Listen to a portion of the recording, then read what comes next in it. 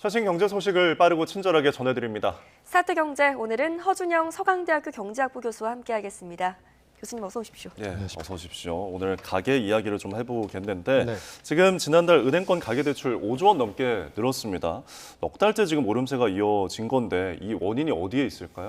아무래도 금리 인하에 대한 기대가 하나 있는 것 같고요. 예. 그럼 미국이 어쨌든 간에 9월부터 내리기 시작하고 뭐 한국은행이 바로 뒤따라서 아마 내리기 시작할 거다라는 기대가 이미 많이 반영이 돼 있는 것 같고요. 예. 두 번째로는 아마 9월부터는 스트레스 DSR이라는 게 시행이 되면서 실제로 차주분들께서 본인의 소득 대비 받으실 수 있는 대출의 양이 줄어들기 때문에 예. 요 전에 막차를 타자라는 수요가 있는 것 같습니다. 예. 거기다가 전반적으로 최근 들어서 서울과 수도권을 중심으로 이제 주택 가격이 본격적으로 조금 거래량도 늘어나고 예. 가격도 좀 올라가는 전형적인 저희가 그 상승세 장의 초반 모습을 보이고 있기 때문에 그런 측면에 조금 마음이 급해지신 분들이 많지 않을까 싶습니다. 예. 네, 특히 주담대 상승세가 눈에 띄는데 배경은 뭐라고 보십니까? 그러니까 아무래도 지금 말씀드린 대로 주택 가격이 올라가면서 이제 주택 가격이 향후에 또 올라갈 거다라는 심리가 작용하고 그다음에 예. 뭐 저희가 여기서도 많이 얘기했습니다만 향후에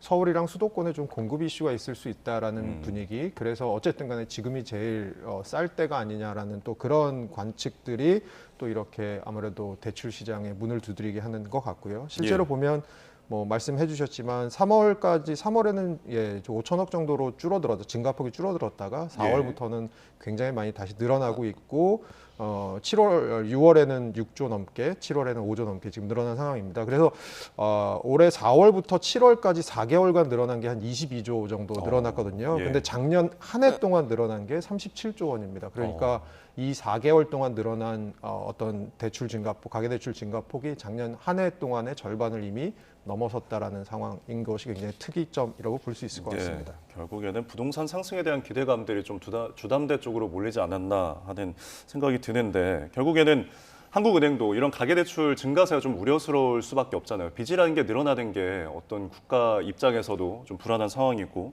그래서 정부도 정책을 내놓는 게 뭐 16일부터 정책대출 금리도 인상을 하고 아까 언급하신 것처럼 이제 스트레스 DSR 2단계도 이제 9월에 시행을 앞두고 있는데 그럼 이것들이 모두 시행이 된다면 좀 가계 흐름에 대해서 대출 흐름이 좀 꺾일 수 있을까요? 네, 은행권 주담대 저는 그렇게 보고요. 은행권 예. 주담대 같은 경우는 이번 4개월 동안 는 것의 60%가 정책금융 상품이었었습니다. 예. 그럼 정책금융 상품 안에 뭐 처음 집을 사시는데 어느 정도 소득 이하인 분들에게 내드리는 디딤돌 대출이나 전세 자금에 내드리는 뭐 일반 버팀목 대출 같은 금리들이 전반적으로 오르면 네. 아무래도 전반적인 영향을 이런 정책 대출 상품에 대한 수요에 영향을 미칠 것으로 보이고요. 뭐 DSR 같은 경우도 아무래도 전반적으로 가계 대출의 양을 조이겠다라는 것이니까 가계 대출에 좀 영향을 줄 것으로 보입니다. 한국은행 말씀 잠깐 주셨는데요. 저희는 좀 그런 생각을 해볼 필요가 있을 것 같아요. 최근 들어서 뭐 KDI에서도 그런 얘기를 하고요. 네. 우리나라 내수가 지금 너무 안 좋고 수출만 잘 되는 상황이다. 결국은 금리 인하를 진작에 했었어야 하고 좀 지금이라도 빨리 인하를 하는 게 좋겠다라는 얘기를 이제 KDI에서 했었는데요. 예. 그러면서 단서를 달았던 것이 있습니다. 보통 그 단서 얘기는 잘 안 하시는데요. 단서가 주택 시장을 자극할 만한 정책들에 대해서 면밀하게 그러니까 사실 주택 시장을 자극하는 정책은 금리 정책뿐만이 아니고 금융 정책이라던가 우리 말씀드린 정책 대출 상품도 있고 공급 정책 측면도 있지 않습니까? 네. 그런 면에서 얼마 전에 88 대책이 나왔던 거고요. 예. 그런 측면에서는 KDI에서 이런 조건들이 만족됐을 때 금리를 빨리 인하하는 게 좋겠다라고 얘기를 하는데 한 가지 생각해 봐야 될 점은 그런 것 같습니다. 금리를 인하했을 때 과연 그러면 그것이 내수를 살리는 데 도움이 될 것이냐, 특히 소비를 살리는 데 도움이 될 것이냐라고 했을 때는 사실 금리가 인하돼서 대출이 오히려 늘어나면 사실 가계들의 대출 부담, 이자 부담은 더 심해질 수가 있거든요. 왜냐하면 예. 대출의 양이 늘어나면요. 그래서 제 생각에는 이것들은 전반적으로 정책들이 잘 코디네이션 되지 않으면 조금 더 저희가 내수 진작에 금리 인하의 내수 진작 효과가 좀 감소될 수 있는 부분도 있을 것 같다라는 생각도 듭니다. 네, 예. 설상가상 지금 폭염 때문에 작황도 좋지 않아서 지금 밥상 물가도 들썩이고 있습니다. 농산물 가격이 얼마나 올랐나요? 그 배추 지난 9일 기준으로 봤을 때 배추 한 포기의 소매 가격이 5,800원이었는데 한 달 전에 비해서 한 37% 올랐고요. 평년에 비해서 한 16% 올랐습니다. 왜 이렇게 배추 가격이 올랐냐라고 생각해 보면 올해 배추를 심은 그 어떤 농지의 양도 줄어든 데다가 예. 최근 들어서 폭염이나 폭우 같은 이슈도 있었다고 합니다. 대표적으로 지난달이죠. 7월 봤을 때 전국 강수 일수가 18.3일이었는데 평년보다 한 3.5일 많았고요. 예. 더우셨지 않습니까? 네. 평균 최고 기온도 29.9도로 평년보다 1도 이상 높았다고 합니다. 이것들이 결국은 배추의 작황, 그리고 배추뿐만이 아니고 최근 들어서 애호박이라던가 아니면 오이, 저희가 많이 사 먹는 이런 제품들의 가격, 이런 농수산물의 가격도 굉장히 많이 올랐거든요. 네. 이런 걸 이제 보통 그래서 히트플레이션이란 말을 또 쓰기 시작하더라고요. 예. 저희 작년부터 플레이션 용어가 굉장히 많아요. 슈링크플레이션도 네. 기억하시죠? 뭐 스킨플레이션, 굉장히 많은 네. 플레이션이 있었는데 히트플레이션, 그래서 고열, 아주 이 고온이 지속되면서 농작물 작황이 안 좋아져서 또 인플레이션이 올라간 이러한 현상을 히트플레이션이라고 하고 있습니다. 네, 참 물가를 자극하는 요소가 많은 것 같습니다. 참 지금 보면 아까 그래프에서 보셨지만 배 같은 경우에는 등량률이 이제 2배가 넘잖아요. 이제 132%인데 아무래도 앞으로 이제 추석이면 제사상에 올라갈 과일, 제수용품들에 관련된 이런 물가들이 좀 걱정이 이만저만이 아닐 텐데 지금 이뿐만 아니라 기초 재료인 뭐 소금, 설탕 이런 고추장 같은 것들도 재료 상승이 이어졌다고요? 네, 특히 소금과 설탕 가격 상승세가 조금 무서운데요. 예. 최근에 이제 이 품목별로 산출한 물가 지수를 보니까 소금은 174 지난달에, 그리고 설탕은 144인데 이게 최근 5개년 중에 가장 높은 수준이고 예. 전년 동월 대비로는 한 17%, 15% 정도 늘었답니다. 그리고 2020년 코로나 발생 이후로는 73% 각각 45% 정도 늘었는데 네. 이 코로나 이후에 저희가 물가가 한 20% 정도 올랐거든요. 예. 그러니까 소금 가격은 한 73% 증가하니까 훨씬 많이 증가했고요. 예. 설탕 가격도 44% 증가하니까 2배 정도 물가 상승률보다 더 높게 증가했다. 문제는 소금과 설탕 안 들어가는 저희가 음식을 생각할 수가 없잖아요. 그렇죠. 모든 음식의 주 재료이다 보니까 앞으로 가공식품 물가, 더군다나 또 외식 물가 네. 이런 것들을 순차적으로 밀어올리지 않을까라는 그 우려가 좀 있습니다. 그러면은 네. 예, 그 소금 물가는 왜 오르는 건가요? 이게 최근에 저희 에너지 가격 조금씩 올랐잖아요. 네. 전기료도 조금 오르고 올랐잖아요. 소금 생산하는 데 있어서 에너지 비용 증가가 좀 영향을 미치는 것 같고요. 그리고 인건비 증가도 좀 영향을 미치는 것 같습니다. 그리고 올 겨울에 조금 장마가 심했었는데 장마가 그것들이 심했죠. 이제 염전에 타격이 큰 게 있고요. 설탕 가격 같은 경우는 사실 좀 더 국제적인 현상인데 엘니뇨 등 이상 기후 때문에 브라질이나 인도 등에서 원래 사탕수수 재배 많이 하잖아요. 예. 이게 좀 작황이 안 좋고 당연히 그래서 가격이 오르는 그런 일이 벌어진다고 합니다. 네. 조금 더 넓게 보면 저희 소금과 설탕만 얘기했는데 얼마 전에 또 코코아 가격 오른다, 예. 커피 가격 오른다 이런 얘기했잖아요.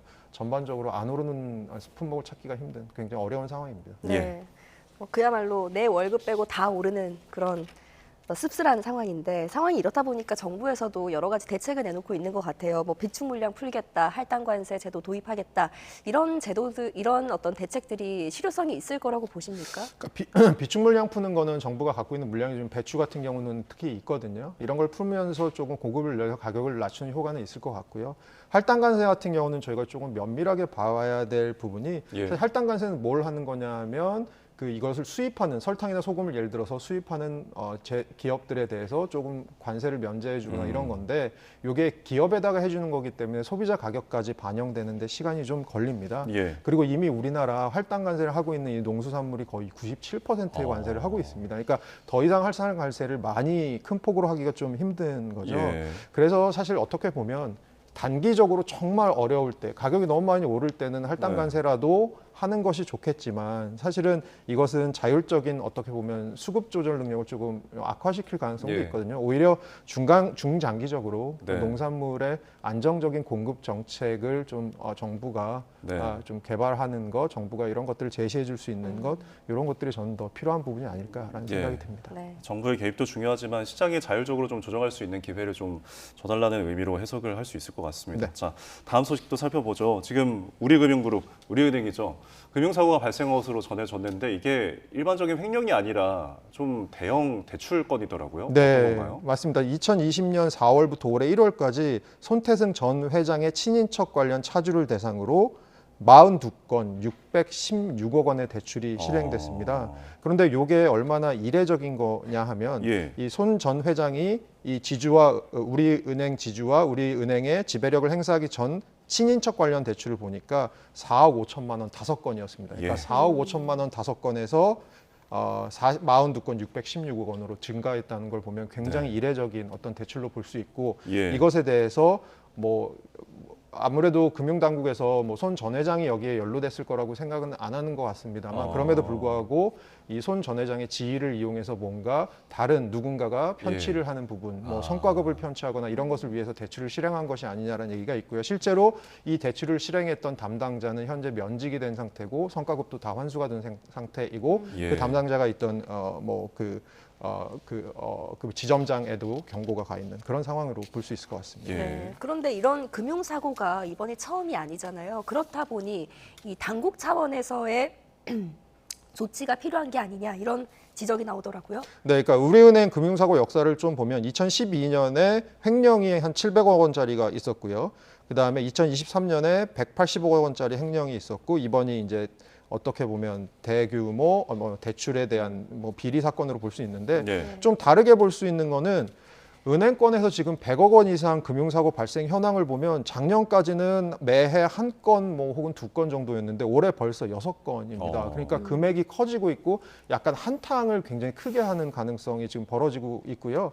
또 하나 이번 사건이 조금 주목스러운 것은 이전까지의 우리은행의 횡령이나 이런 사건들은 대부분 대리급 직원 이렇게 밑에 어떤 직원들이 많이 했던 거라면 이번에는 네. 조금 금융지주사 회장과 관련된 이런 일이라서 조금 더 금액 자체도 크고 그리고 굉장히 좀 우려스러운 부분이 있다. 그래서 최근 들어서 저희 이 자리에서도 얘기를 했었지만 예. 금융감독원에서 그 금융권 책무 구조를 각각의 금융사들에게 알아서 제출해라. 그래서 어떤 일이 발생하면 어떤 임원이 책임지고 어떤 일이 발생하면 또 어떤 임원이 책임지고 이런 걸 너네들이 알아서 갖고 와라라고 얘기를 했는데 이번에 우리은행의 이런 사건을 계기로 아마 우리은행의 이 책무 구조 제출에 가장 먼저 타겟이 되는 게 아니냐. 왜냐하면 이번 일뿐만이 아니고 지금 말씀드린 것처럼 최근에 계속된 금융사고들이 있었기 때문에 아무래도 이런 방향으로 또 이제 실마리가 풀리는 것이 아니냐라고 좀 얘기들이 나오고 있습니다. 네, 자구책 마련도 굉장히 필요해 보이는 대목입니다. 자, 끝으로 뉴욕 증시 상황 한번 짚어보겠습니다. 지금 물가지표 발표를 앞두고 혼조세를 좀 보이는 것 같아요. 네, 맞습니다. 다우는 떨어졌고 나스닥이랑 S&P는 약간 올랐는데 거의 이제 횡보하는 상태라고 예. 보실 수 있고요.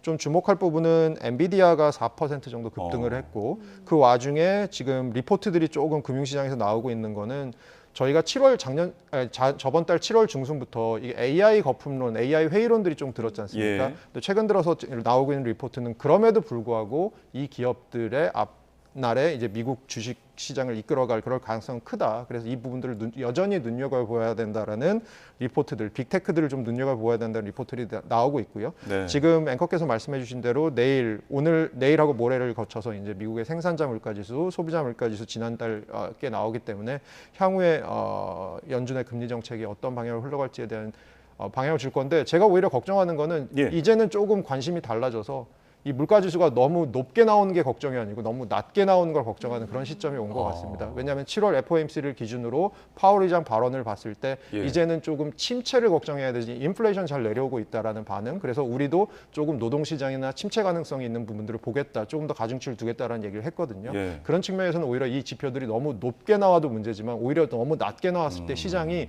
저번에 며칠 전에 패닉에 빠졌던 것처럼 또 예. 패닉에 빠질 가능성이 있기 때문에 그런 부분을 좀 눈여겨보시면 좋을 것 같습니다. 결국 연착륙과 관련된 지표가 나오느냐가 관건이 될 것 같습니다. 자, 오늘 이야기 여기까지 나눠봤습니다. 지금까지 허준영 서강대학교 경제학부 교수와 함께했습니다. 오늘 말씀 고맙습니다.